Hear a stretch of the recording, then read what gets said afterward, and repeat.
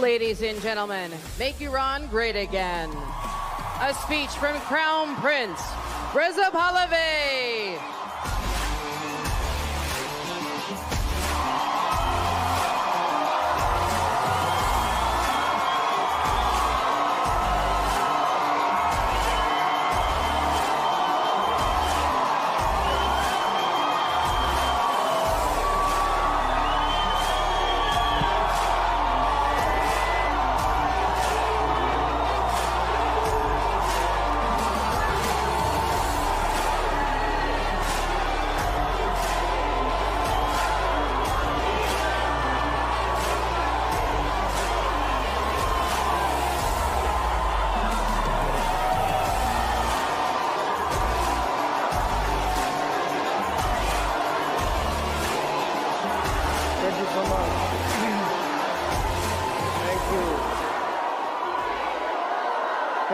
Thank you so much. Thank you. سپاسگزارم. سپاس.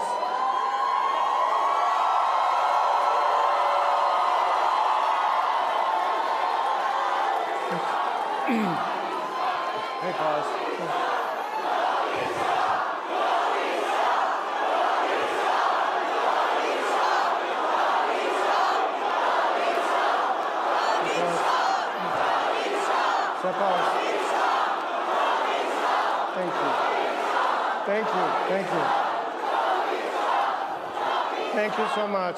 Thank you. Ladies and gentlemen, good morning. I had to overcome the flu the last couple of days, but I had to be here to be a voice of millions of my fellow Iranians. So I apologize in advance for my voice.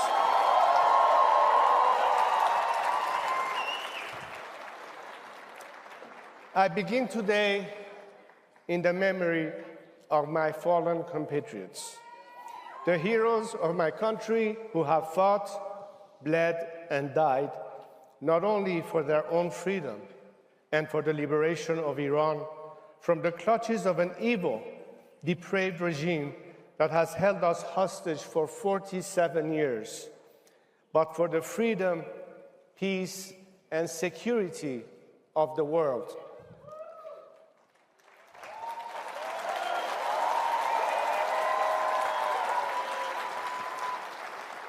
When I speak of these heroes as they come off the streets from protests or as they prepare for the final battle, they often ask me, tell the world we are not just fighting for ourselves, we are fighting for them too.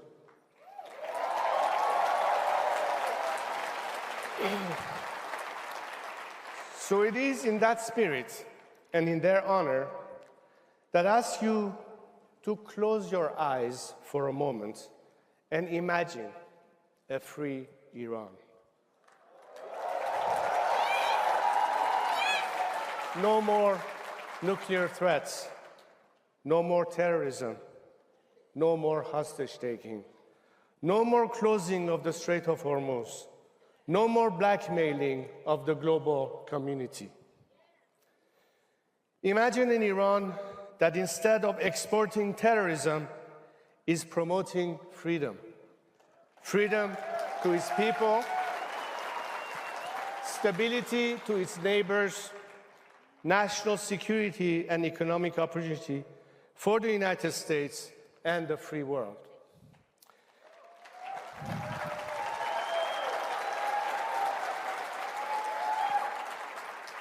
Can you imagine Iran going from death to America to God bless America?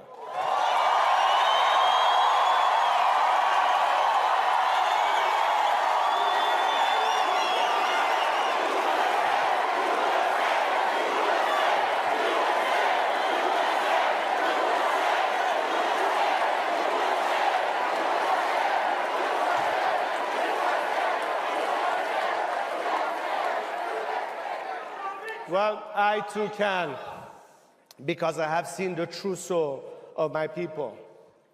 Let's remember, on 9/11, one of America's darkest hours, when your enemies, and even some who claim to be your friends, celebrated those horrific attacks, the Iranian people did something the world wasn't supposed to see. They risked their lives to hold candlelight vigils in the heart of Tehran.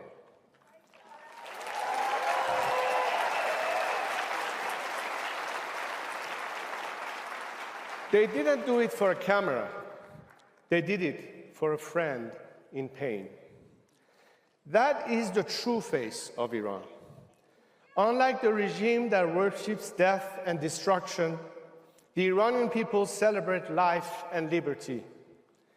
That's why I can imagine an Iran that exports engineers instead of extremists, startups instead of suicide bombers, energy instead of hatred. I can imagine a Middle East where Iran is no longer a source of chaos, but an anchor of stability.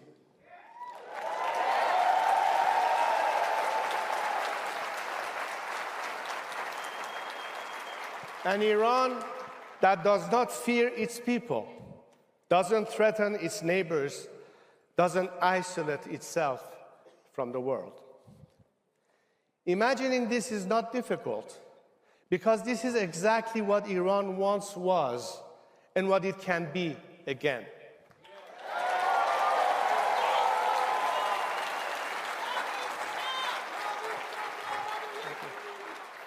When Iran is free, the Middle East changes. When Iran is free, America regains a great friend.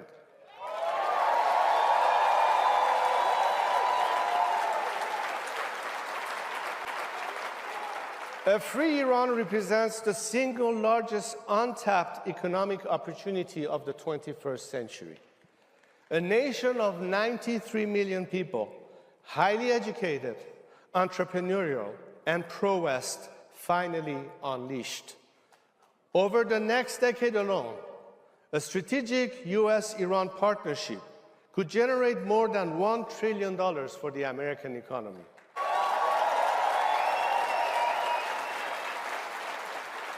Imagine a new Middle East where Iran is a friend of Israel, where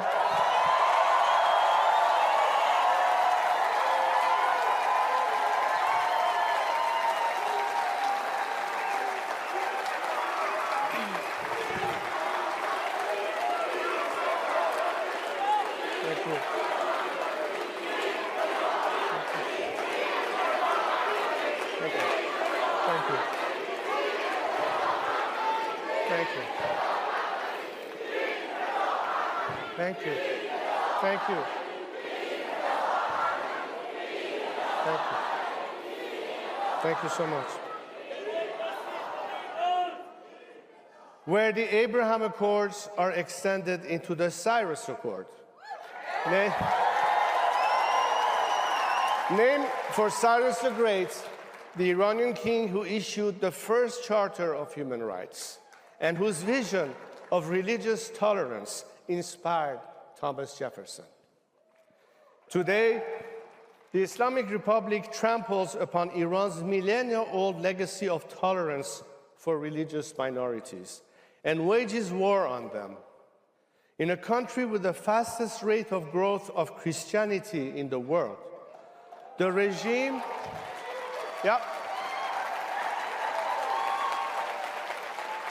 the regime and its IRGC storm into and ransack underground house churches, detain and torture pastors, and persecute and execute evangelists and Christian converts.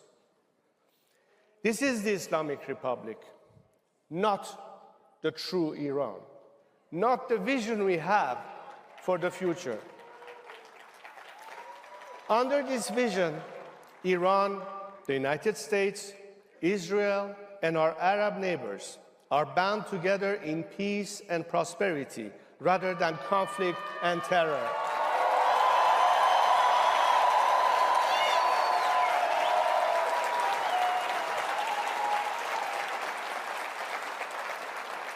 A Middle East where we will be able to handle our own affairs and manage our own backyard, when we can put an end to the endless wars and allow our American friends to bring back their sons and daughters in uniform and focus where they want to, back home.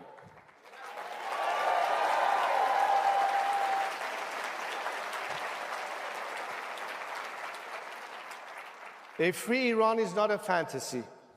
A free Iran is within reach right now. But as we all know, freedom never comes free. My compatriots have shown this. They are not asking for a handout, and they do not expect their freedom to be handed to them on a silver platter. The Iranian people have already paid an unimaginable price for their liberty. In January of this year, I called on my compatriots to go out and protest against a regime that has oppressed them for 47 years. Millions of them responded, igniting the largest wave of protests in Iran's modern history, sweeping every single one of our 31 provinces. On January 8th at 8 o'clock, they took their lives in their own hands and took to the streets to fight against the occupying regime. At that exact moment, Khamenei, Larijani, Ghalibaf, and the rest of their mafia shut off the internet. Under the cover of darkness, and with a depravity that shocked the world, they massacred more than 40,000 Iranians and injured over 300,000. They did not stop their terror on the streets. Wounded protesters were hunted down in hospital beds and shot in cold blood. Men and women were raped in secret prisons. Even nurses, ambulance medics, and doctors who dared to help protesters were tortured, raped, and killed.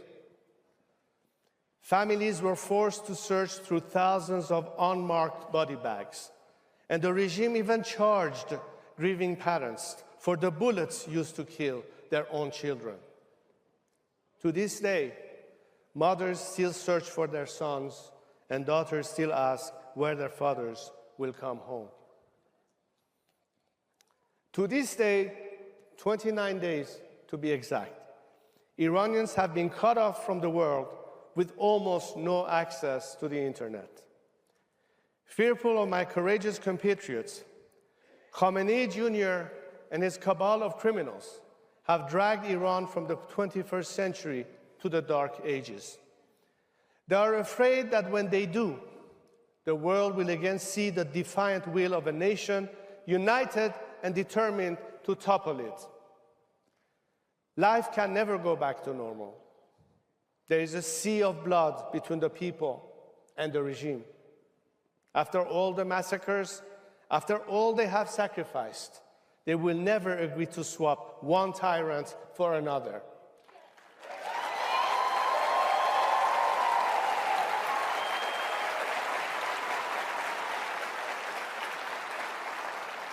And another anti-American tyrant will not serve American interests either. The only thing that the remnants of this regime can be relied on to do is to buy time, to cheat, and to steal. They will never be honest or true partners for peace. President Trump was right when he said, we don't want to come back every 2 years. But if a faction of the regime is left in power, that is exactly what will happen. It will buy time. It will pretend to negotiate. And then it will return to its old jihadist ways of threatening America, its security, and its interests.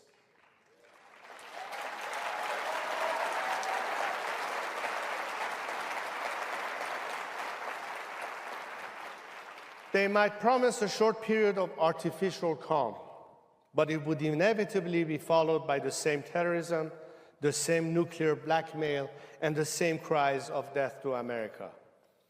Because the truth is simple. The Islamic Republic cannot reform itself.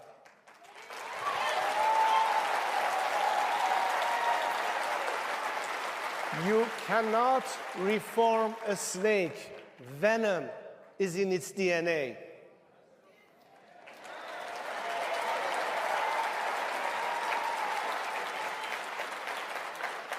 This extends to the corrupt and brutal thugs of the IRGC, because the IRGC is not Iran's national army. Indeed, it does not even have the word Iran in its name. It is the Islamic Revolutionary Guard Corps. It serves its own poisonous ideology of terror and not Iran's national interests. So it can certainly never be a partner to serve America's interests.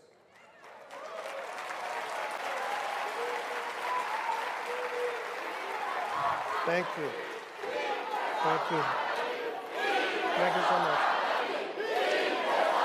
Thank you. Thank you so much. Thank you. Thank you so much. I have 4 minutes left. I'm halfway through my speech. The only path to lasting peace and stability runs through a clean break with this regime. For the first time in 47 years, President Trump's strategy has given us a real chance to achieve that outcome. For decades, every American president since Jimmy Carter chose to try to manage this looming threat rather than resolve it. Each of them has failed. They have only made the problem worse. The result has been more dead Iranians and more dead Americans. So the mullahs operated on the assumption that America didn't have the stomach to confront them decisively. That assumption began to collapse when President Trump ordered the strike on Qasem Soleimani.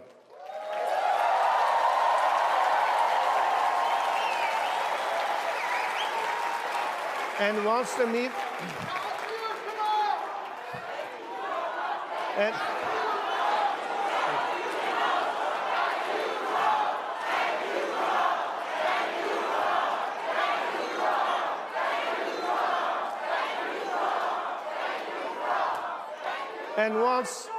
And once the myth of the regime's invisibility was shattered, possibilities began to move in a different direction.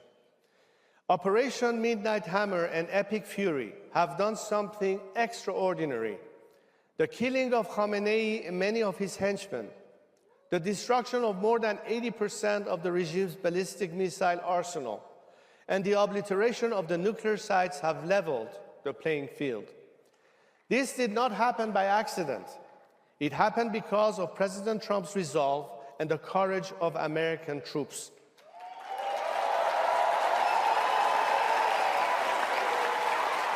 And on behalf of millions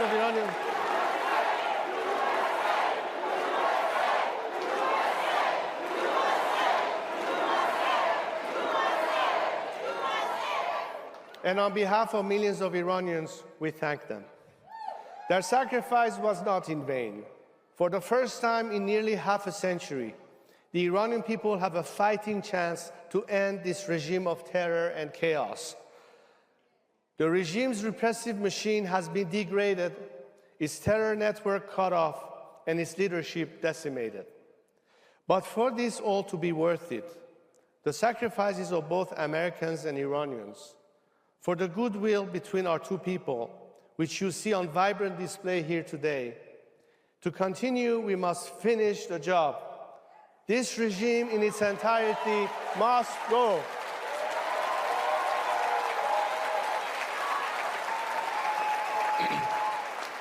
If we do not finish the job and leave a rump of the regime in place, the threat posed by this Islamic Republic will not be solved.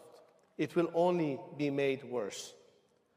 Those who have spent 47 years sowing chaos cannot be trusted to bring about stability.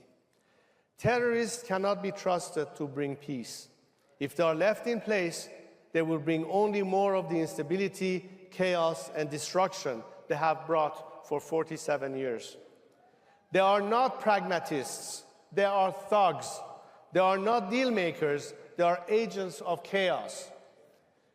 But the other path, the path which finishes the job once and for all, will leave a legacy of peace and prosperity that historians and scriptwriters could only dream of.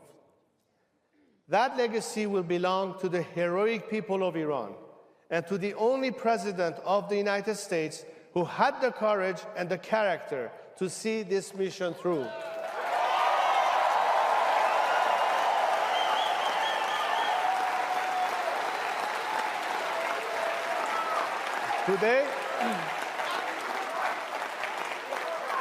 Today, that is the precipice on which we stand, the precipice of true greatness. Iranians are ready to play their part. The final blow will be delivered by the people of Iran themselves. They are already on the ground, and they have already demonstrated their extraordinary courage. They are ready to fight again, but they must be given the chance to do so. As President Trump, Prime Minister Netanyahu, and myself have urged, they are taking shelter while the bombs are falling. But when the right moment arrives, as in January, I will call on them to rise up again.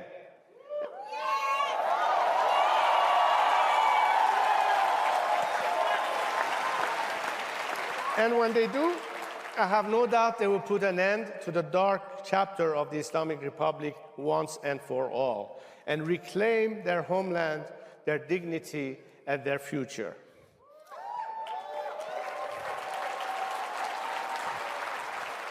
But bringing down a regime is only the beginning.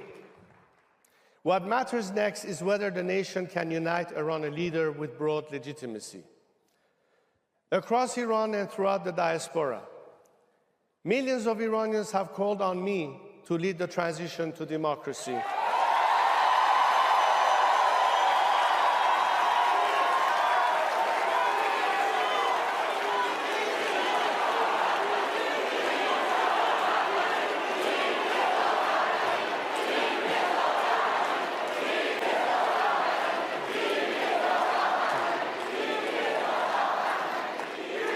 Thank you. I have accepted that call, not to serve myself. I have accepted that call not to serve myself, but to serve my nation and my people.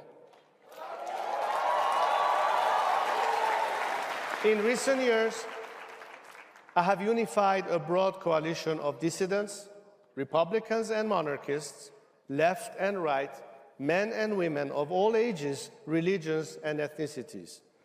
Even people who were former political opponents have joined the movement to free Iran under my leadership.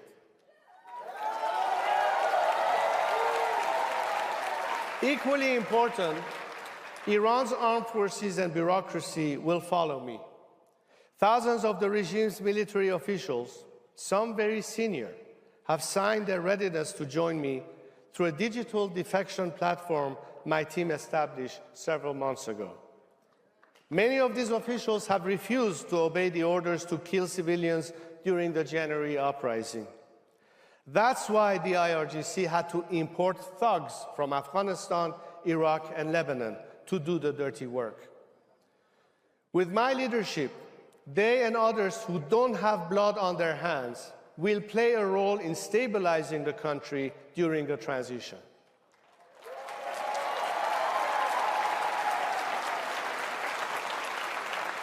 Iran is not Iraq. We will not repeat the catastrophic mistake of de-Baathification. There will be no dissolution of bureaucratic institutions, no power vacuum, no chaos.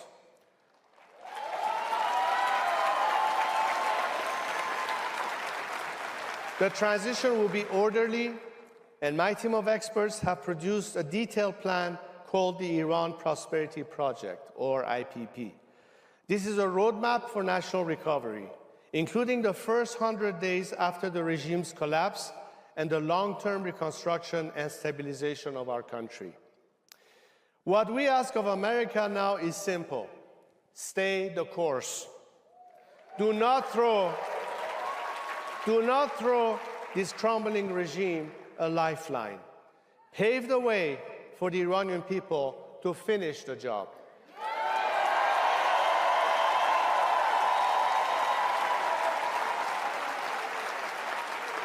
Because freedom is not an American story alone. It is the story of all people who refuse to live on their knees. It is the story America wrote in 1776.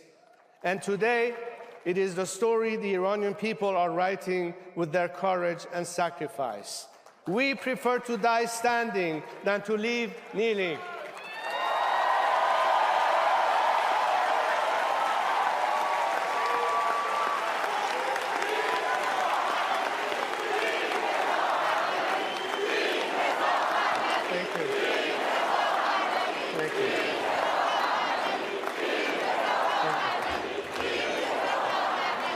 Thank you. So, 2026 marks the 250th birthday of the United States. It is my hope and my belief that history will also remember 2026 as the year of Iran's rebirth.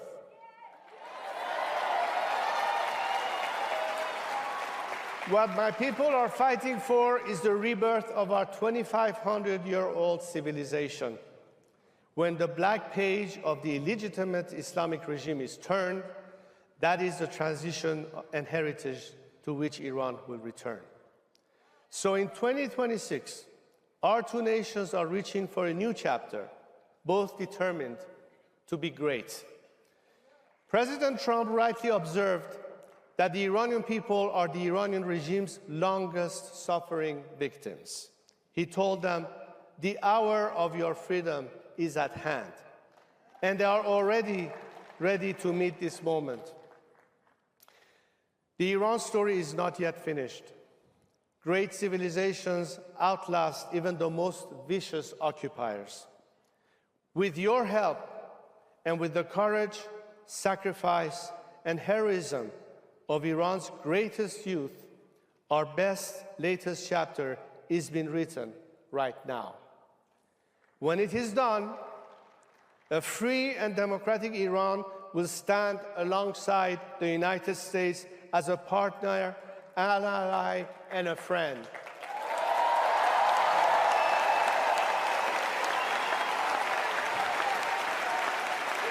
Thank you. President Trump,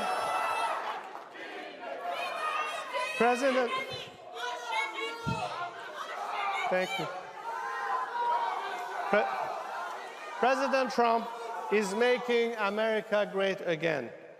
I intend to make Iran great again.